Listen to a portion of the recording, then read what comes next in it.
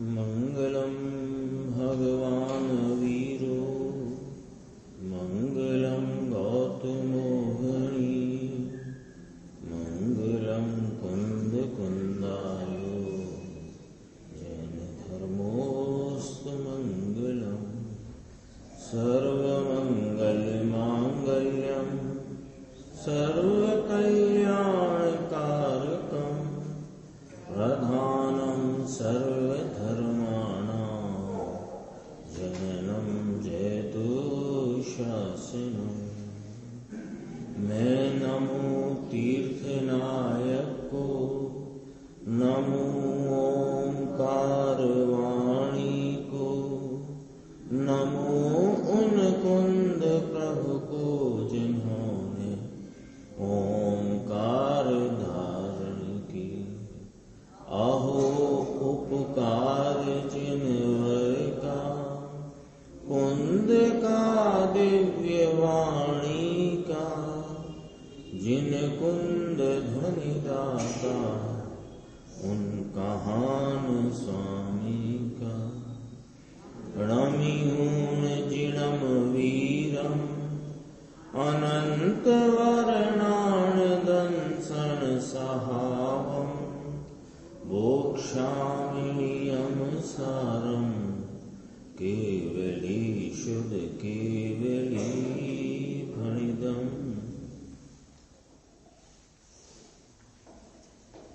नियम सार परमागम ग्रंथ के परमार्थ प्रत्याख्यान अधिकार की 105 नंबर की गाथा। इसमें गुरुदेव श्री के व्याख्यान से अपन उनके मुख्य बिंदु देखते हैं। पेज 218 नीचे है ना, जहां टीका कि जो जीव निश्चय प्रत्याख्यान के योग्य होते हैं। देखो, जो आत्मा अपने स्वरूप को अवलंबन करके वीतरागता प्रकट होने लायक होए, ऐसे जीव के स्वरूप का यह कथन है। मुख्यता से मुनिराज का कथन है और गौणपने इसमें सम्यक दृष्टि का भी कथन है। क्यों कि अपने स्वरूप को अवलंबन करके वीतरागता प्रकट होने के लायक जो है जीव, ऐसे जीव के स्वरूप का ये कथन है। तो मुख्य पने तो चूंकि ये है नियम सार है और मुनिराज टीका करते हुए स्वयं अपनी भी बात यहाँ कहते हैं, तो मुनियों की मुख्यता है। हाँ, और चारित्र का ग्रंथ है, वैसे भी परमार्थ प्रत्याख्यान की बात है, तो उसमें लेकिन उसमें गौणपने सम्यक दृष्टि भी समा जाते हैं। देखो, क्योंकि वे भी मोक्ष मार्गी है। अब यहां से बात कहते हैं कि जो समस्त कषाय कलंक रूप कादव से विमुक्त है।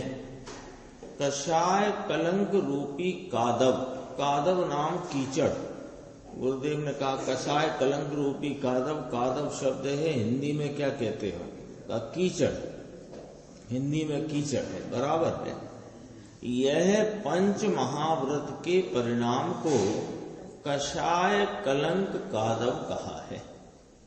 सम्यक दृष्टि को कादव है, राग है ना, दुख से लिप्त भाव है। सम्यक दृष्टि यहाँ किसकी चर्चा आई कि जिसने अपने आत्मा को अवलंबन करके वीतरागता प्रकट करी है, यानी जो वीतरागता प्रकट कर सके। कौन कर सकेगा वीतरागता प्रकट? कि जिसने इस आत्मा वीतराग स्वरूप का अवलंबन लिया है। तो ऐसे सम्यक दृष्टि को भी राग है। सम्यक दृष्टि को स्थिरता कम है, वीतरागता कम है, राग बहुत अधिक है। और मुनिराज को वीतरागता बहुत है, राग अल्प है। लेकिन वह अल्प राग हो अथवा कि बहुत राग हो, सारा ही राग कषाय कलंक कादव है। दुख से लिप्त भाव है। कषाय कलंक रूप कादव से जो विमुक्त हैं, चारित्र जिनको वर्तता है। इसमें आगे कहना है ना कि ऐसी शुद्धता वर्तती है इनको व्यवहार होता है। व्यवहार से 4 प्रकार के आहार का त्याग कहा था ना जो टीका में, तो गुरुदेव श्री अभी बताते हैं कि ऐसी शुद्धता जिसको वर्तती है, कैसी कि अपने निकषाय स्वरूप वीतराग स्वरूप आत्मा का आलम्बन लेकर जिनकी परिणति में वीतरागता वर्तती है, उनको उस प्रकार का व्यवहार होता है। जिस प्रकार की जितनी वीतरागता है उतना उतना उस जाति का उस भूमि का प्रमाण में व्यवहार होता है। दूसरा पॉइंट लिया, सर्व इंद्रियों के व्यापार ऊपर विजय प्राप्त की हुई होने से जिन्होंने परम दांत रूपता प्राप्त करी है। अपन ने कल देखा था दांत माने क्या, यानी 5 इंद्रियों के विषयों से हट जाना, उससे छूट जाना, दांतपना है वो, दांत रूपता। इंद्रियों का दमन किया होए, या दूसरे शब्दों में इंद्रियों को बस किया होए, या तीसरे शब्दों में कि इंद्रियों के विषयों में जिनकी प्रवृत्ति नहीं है। 3 ये सब शब्द आते हैं। इंद्रियों का दमन किया हो तो इंद्रियां फोड़ तोड़ दी है, ऐसा नहीं। इंद्रियों को वश में किया है तो चाबुक चलाई है, ऐसा नहीं। इंद्रियों के विषयों के प्रति वृत्ति ही नहीं है, इसको ही कहते हैं इंद्रियों का दमन किया है। इसी को कहते हैं इंद्रियों को वश किया है। इसी को ही कहते हैं कि इंद्रियों के विषयों के प्रति वृत्ति जिनकी नहीं है। ठीक है, इंद्रियों के विषय से विरक्त हुए हैं, अतीन्द्रिय आनंद के धाम में पहुंच गए हैं, अतीन्द्रिय सुख को पहुंच गए हैं, ऐसा कहते हैं। तो सुनो भैया, ऐसे होते हैं मुनि, इनका यह चारित्र कहो अथवा के शुद्ध भाव कहो, सकल परिसय रूपी महासुभटों को जीता होने से। तीसरा बिंदु, परिसय रूपी महासुभट जिन्होंने जीते हैं, कैसे कि आनंद शांति से और वीतराग भाव से जिन्होंने परिसय को जीता है, ये कहा। कल भी अपन ने बात की, सहन करने का काम नहीं है, जीते हैं, परिचय जय है। तो कैसे जीत लिया, परिचयों को कैसे जीता है कि आनंद से, यानी अपने आनंद स्वरूप आत्मा के अवलंबन से प्रकट आनंद, उससे प्रकट शांति और आलम्बन, अपने स्वरूप आलम्बन से प्रगटी हुई वीतरागता और उसका जो वीतराग भाव कहो, वीतरागता कहो, उससे परिसह को जीता है। फिर कहा, जिसने निज शूर गुण प्राप्त किया है। शूर गुण, वीरता, ये निज सूर गुण प्राप्त किया है। कहते हैं शरीर की सूरता और बल की बात यहां नहीं है। शरीर से तो कदाचित एकदम निर्बल हो, जर्जर हो, लेकिन वे शूरवीर हैं। कैसे शूरवीर हैं कि विकल्प का बल, राग का ये नहीं, शरीर के बल की बात नहीं, विकल्प बहुत मंद कषाय वाले हैं, इसका बल है, ये भी कोई बात नहीं। वास्तव में वो भी निर्बलता है, वो परिणति में निर्बलता है जिससे विकल्प उठते हैं। वो विकल्पों का बल नहीं होता है। बल कौन सा है? निज सूर गुण, आत्मा की वीरता, गुण पुरुषार्थ गुण जिन्होंने प्राप्त किया है, शूरवीर हैं, स्वरूप में रमने के लिए वीर हैं। राग की रमत, राग में क्रीड़ा, राग में वर्तना जिन्होंने छोड़ दिया है। ये चर्चा के बाद अब अपन इसमें देखो नीचे है, मुमुक्षु ने पूछा ये तो मुनि की बात है ना, तो यहाँ गुरुदेव श्री स्पष्ट करते हैं, लेकिन ये तो मुनि का भाव कहा। कषाय कलंक रूप कादव से विमुक्त हैं, इंद्रियों के व्यापार ऊपर विजय प्राप्त की होने से परम दांत रूपता को प्राप्त हैं, निज शूर गुण प्राप्त किया है, परिचय रूपी महासुभटों को जिन्होंने जीत लिया है। ये सब बात मुनि का भाव है, लेकिन ये समकित में भी है, अंश में। ये सब बात कि हाँ, ये सब फिर दोबारा से कषाय कलंक रूप कादव से विमुक्त हैं, चौथे गुण स्थान वाले सम्यक दृष्टि। अनंतानुबंधी कषाय चली गई है, उतना अंश में वह कीचड़, वह मैल, वह साफ हो गया है। दूसरी बात, सर्व इंद्रियों के व्यापार ऊपर विजय प्राप्त की है, अंश में उतनी इंद्रियों के विषयों के प्रति विरक्तता हो गई है। अंश में मुनिराज जैसी दिखाई नहीं देती है, लेकिन अंतरंग में उनमें से सुख बुद्धि छूट जाने से उनके प्रति का लगाव भी अंश में कम हो गया है। अभी अस्थिरता है तो दिखाई देती है वृत्ति। 5 इंद्रिय के विषयों में ज्ञानी धर्मात्मा की वृत्ति दिखाई देती है, लेकिन सुख बुद्धि किंचित नहीं है, और सुख बुद्धि किंचित नहीं है और अंश में उस तरफ की वृत्ति भी घट गई है। और परिचय रूपी महासुवट की बात है तो उतना वह अंश में समकिति को भी प्रकट हो गया है, उतना जीतना और शूर गुण प्राप्त किया है। अपने स्वरूप का आलम्बन लेने में वीरता का अंश जितनी लेते हैं उतना वीरता का भाव प्रकट हुआ है। तो ये गुरुदेव श्री फरमाते हैं, मुनि की बात चली मुख्यता से, लेकिन यह समकित में भी अंश में इतना भाव प्रकट है। अंश में है कि नहीं, इनको गुरुदेव स्वयं पूछते हैं अपन लोगों से। इसको मुनिपना क्या है, इसकी श्रद्धा करनी है कि नहीं, और होती है कि नहीं। हमें मुनिपना क्या है, इसकी श्रद्धा करना है। क्यों कि देव गुरु सास का स्वरूप सच्चा क्या है वह भी जानने योग्य विषय है, और उनके द्वारा ये आत्मा अनात्मा का जो स्वरूप कहा गया है वह भी जानने योग्य विषय। ठीक है ना। तो हमें मुनिपना क्या है इसकी श्रद्धा करनी है कि नहीं।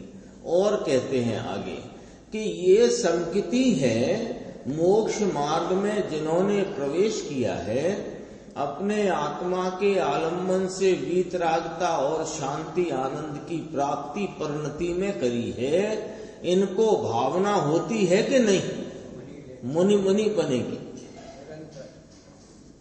होती है भावना। वो कोई कहते सुनते नहीं रहते हैं, अंतरंग में उतनी विरक्तता हो गई है, बाहर में सुख बुद्धि सर्वथा छूट गई है, सुख बुद्धि छूट गई है, आसक्ति भी बहुत कम हो गई है अज्ञानी के मुकाबले। यदि अब वो दिखती है तो अपने को लगे कि आसक्त हैं, लेकिन वास्तव में वो आसक्ति कैसी हो गई है। जैसा एक उदाहरण आता है कि बिल्ली चूहे को पकड़े और बिल्ली अपने बच्चे को पकड़े, पकड़ में फर्क आ गया है ना। अज्ञानी चूहे जैसी पकड़ करता है और बिल्ली जैसे अपने बच्चे को पकड़ती है पोचे से। उसकी यद्यपि राग रूप वृत्तियां हैं, 5 इंद्रिय के विषयों में वृत्तियां हैं, लेकिन बिल्ली के बच्चे को बिल्ली पकड़े ऐसी रह गई है। फिर कहा उसका श्रीमद का भी लिया, क्या रे थईसु बाहंतर निर्ग्रंथ जो सर्व भाव थी उदासीन वृत्ति करी। ये भावना होती है समकिति को। चटापटी अभी चर्चा चल रही थी सीडी में कि नींद में भी आत्मा का आनंद है कि आनंद जितना प्रगटा है वो उपलब्ध आनंद कहाँ जाएगा? नींद में हो अथवा लड़ाई में हो, माता के गर्भ में हो तब भी, लड़ाई में हो, विषय भोग में हो, मंदिर में हो, पूजा में हो और स्वरूप में हो, कहीं हो, जो आनंद प्राप्त है वो कहाँ जाएगा? चर्चा आई थी प्रश्नोत्तर के रूप में। हाँ, उपयोग में नहीं, उस प्रश्न यूं किया हो श्रोता ने कि साहेब उपयोग नहीं है तो आनंद का स्वाद नहीं है, कि नहीं स्वाद कहाँ चला गया? स्वाद तो जो प्रगटा है वह निरंतर है, निरंतर सोते जागते। ये कोई बात उसमें गंभीरता से कही है। देखो आगे इसमें लिया अपन पेज नंबर 220 देखते हैं। बीच में 3 पंक्तियां हैं। जिन्होंने निज सूर गुण प्राप्त किया है, शरीर का बल नहीं, पुण्य का बल नहीं, अरे धर्मात्मा ने तो आत्मा का निज गुण, निज शुद्ध गुण को प्राप्त किया है। जो वीर स्वरूप का है, ये शुद्धता को रचे ऐसा वीर प्रकट किया है, ऐसा कहते हैं, समझ में आया। इसको वीरता कहिए, बाकी क्या कहिए? कायरता है। यानी अपने स्वरूप का आलम्बन जितना वर्तता है उतनी वीरता है। ये तो मुनिराज की तो वीरता बहुत बढ़ गई है। वे तो क्षण क्षण में अपने स्वरूप का आलम्बन लेते हैं, क्षण क्षण में मुनिराज तो। लेकिन जो यदि ज्ञानी धर्मात्मा ग्रस्त है, 4थे 5वें गुण स्थान वाले भी, उनको भी वीर का ऐसा प्रकटपना हुआ है और वह वीर के प्रकटपने में, स्वरूप के आलम्बन में स्थिरता बढ़ा रहे हैं, बढ़ रही है और आलम्बन बढ़ता जा रहा है। इसको ही वीरता कहिए। बाहर में जितना उपयोग जाता है ना, दया दान व्रत भक्ति आदि में, व्रत आदि में, ये तो कायरता है। और स्वरूप में जितनी लीनता और उसके प्रति की लगनी है वो उनकी वीरता है। आगे देखो, अपन देखते हैं 221 के अंतिम लाइन से देखना, ये थोड़ी चर्चा गंभीर है, अपने पास है थोड़ा समय, देखते हैं। कहते हैं संसार दुख से भयभीत है, ये भी बिंदु आया था ना टीका में। तो संसार दुख से भयभीत है, यहां से समझना, ये थोड़ी समझने की बात है यशवंत भाई। देखो, उनको यथोचित शुद्धता सहित अब लेते हैं। देखो देखो, ये यथोचित शुद्धता कही मुनिराज की। मुनिराज है ना, तो मुनिराज को ये सारी चर्चा कही, यह भी कही कि संसार दुख से भयभीत। कहां से कही? कषाय कलंक रूपी कादव से विमुक्त हैं, वो बात आई थी। और सर्व परसेयों को जीता हुआ है। और कहा था, देखो पॉइंट वाइज, इंद्रियों के ऊपर विजय प्राप्त की होने से दांत रूपता को प्राप्त है। शूर गुण जिन्होंने प्राप्त किया है और संसार दुख से भयभीत है। अंतिम बात आई। तो ये मुनिराजों के 4 प्रकार के आहार का त्याग होता है। ये कहा कौन को होता है, ये समझना है। ये 4 प्रकार के आहार का त्याग है, कौन को? कि मुनिराजों को। तो मुनिराजों को ये आहार के त्याग रूप जो वृत्ति विकल्प है, ये कहाँ, कौन से गुण स्थान में है? 6वें गुण स्थान में, सविकल्प गुण स्थान में, विकल्पात्मक गुण स्थान में। निर्विकल्प गुण स्थान में तो आहार के त्याग का विकल्प ही नहीं है कि 4 प्रकार के कि 2 प्रकार के, वहां तो विकल्प ही नहीं है। तो विकल्प कहाँ है? 6वें गुण स्थान में। 6वां गुण स्थान क्या होता है वो अपन यहां समझते हैं। अपना देखो 222 पेज ऊपर देखो, यह जो शुद्धता है ये 6ठे सहित की बात है। देखो गुरुदेव श्री की शैली देखना, इसमें से पकड़ते बात। 6ठे की बात है कोई कहे कि छठवें गुण स्थान में शुद्धता नहीं होती तो अरे ये क्या कहते हो, आ शू कहे छे हैं? अरे छठवा गुण स्थान प्रगटता ही सातवें गुण स्थान पूर्वक है। और हाँ, वो देखो ऐसा है, चौथा गुण स्थान प्रकट हुआ तब स्वरूप का आलम्बन होकर के प्रतीति हुई स्वरूप की, उसमें अनंतानुबंधी एक कसाय चौकड़ी का अभाव हुआ।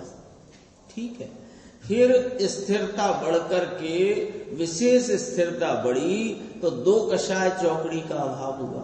इसे हम लोग पांचवा गुण स्थान कहते हैं। इसके बाद मोक्ष मार्ग में आगे बढ़ते हुए तीन कषाय चौकड़ी का अभाव हुआ। ये कौन से गुण स्थान में हुआ? ये सातवें गुण स्थान में हुआ। जब स्वरूप की स्थिरता अंतरंग में बढ़ गई है, आलम्बन विशेष हो गया है, तो क्या होता है कि अंतरंग में और वीतरागता और आलम्बन का जो भाव जागृत हुआ, तो उस जागृति में कि वह मुनिपना लेने का भाव आता है, तो बाह्य में से ये सब छूट जाता है, वस्त्र आदि का त्याग, केश लोच आदि।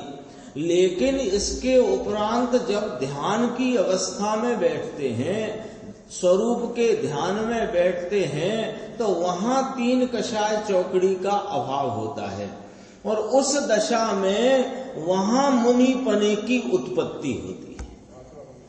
अब जब मुनिपना उत्पन्न हुआ, फिर वह अस्थिर होने से परिणति, वह उपयोग शुद्ध उपयोग की दशा ध्यान की छूट करके वह पुनः छठवें गुण स्थान में आते हैं। अब यहां छठवें गुण स्थान का जन्म होता है। यदि सातवें, सब बात सामने कर लेते हैं अपन। यदि सातवें गुण स्थान के योग तीन कषाय के, यानी बाहर में तो ये सब छोड़ दिया है, वस्त्र केश लोच आदि सब हो गया, इसके बाद ध्यान में बैठते हैं और तीन कषाय चौकड़ी की अभाव रूप वीतरागता की परिणति यदि नहीं उत्पन्न हुई, है ना, नहीं उत्पन्न हुई तो द्रव्यलिंगी कहलाते हैं। पांचवें गुण स्थान वाले द्रव्यलिंगी, चौथे गुण स्थान वाले द्रव्यलिंगी। अपन मिथ्या दृष्टि को अभी यहां नहीं ले रहे हैं, अपन तो अपनी यहां बात। तो चौथे गुण स्थान या पांचवें गुण स्थान में जो अंतरंग में एकदम वीर का उछाला आकर के जो स्वरूप का आलम्बन, उग्र आलम्बन रहने का जो भाव बना, उसमें बाह्य से ये वस्त्र आदि केश लोच का हो गया और फिर ध्यान में बैठे और ध्यान में बैठने के उपरांत यदि तीन कषाय चौकड़ी की अभाव रूप वीतरागता नहीं उपजी, तो न सातवा हुआ और न छठवा हुआ, न सातवा होता है न छठवा होता है। इसलिए अब क्या सिद्ध हुआ इतनी सब चर्चा में से कि छठवा जो गुण स्थान मुनिराज का है, जिसमें हम पंच महाव्रत रूप परिणति प्रवृत्ति, 5 समिति, 3 गुप्ती, 28 मूल गुण का जो परिणमन देखते हैं, वो छठवें गुण स्थान में होता है और वो छठवा गुण स्थान सातवें गुण स्थान पूर्वक होता है। इसलिए वो छठवें में रही हुई जो शुद्धता है, उस शुद्धता को यथोचित शुद्धता कहने में आया। हो गई स्पष्ट बात? मंद होता है पर संजुलन चल रही है। लेकिन यहाँ क्या बात कैसे घटित करी निर्देश भाई की बात यूं है कि छठवें में जो शुद्धता कही गई, शुद्धता छठवें में कही गई, क्योंकि यथोचित शुद्धता सहित विकल्पात्मक वृत्ति की बात कह रही है। तो जब विकल्पात्मक वृत्ति की बात कह रहे हैं तो सातवें की तो नहीं कह रहे, तो छठवें की कह रहे हैं। और छठवें की कह रहे हैं तो छठवें में यथोचित शुद्धता चाहिए, अन्यथा वो छठवा नहीं। तो साधवे पूर्वक उत्पन्न होने वाले छठवें गुण स्थान में जो तीन कषाय की अभाव रूप वीतरागता की धारा है, वो यथोचित शुद्धता है। वहां मुनिराज को 4 प्रकार के आहार आदि का त्याग होता है। ये चर्चा इस टीका में आई है। देखो, छठवें की बात है। अब देखो, गुरुदेव श्री क्या फरमाते हैं कि कोई कहे छठवें गुण स्थान में शुद्धता ही नहीं होती, तो ये क्या कहते हो?